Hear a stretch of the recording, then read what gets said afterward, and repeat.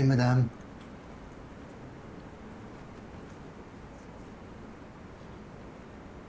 Pasensya na po kayo.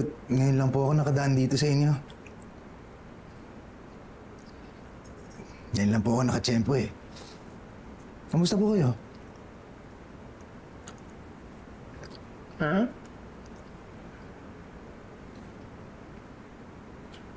Si Edwin po.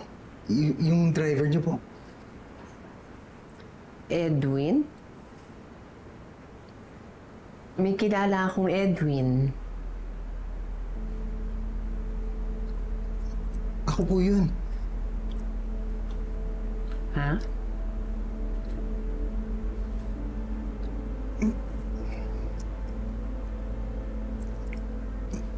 Madam, sa tinagal-tagal ko pong naninilbihan po dito sa inyo. Ngayon lang po ako nakaramdam ng totoong takot. Takot po na posible po pala kayong mawala. At magbago po lahat ng buhay namin dito.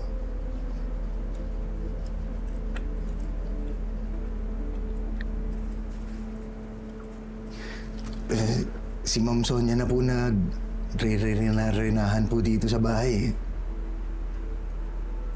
Ang totoo po niyan kinakabahan po ako kung anong mangyayari sa akin. At kung hindi lang po kayo ang pagsisilbihan ko, dapat siguro po umalis na lang ako. Pero hindi ko po magagawa yun.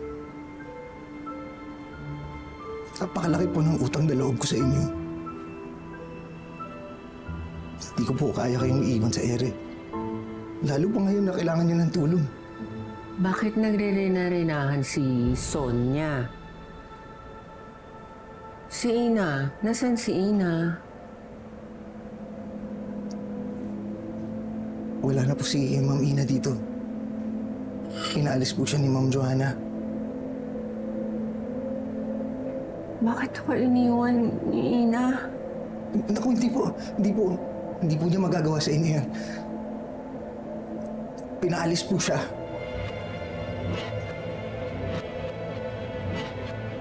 Gusto ko si Ina.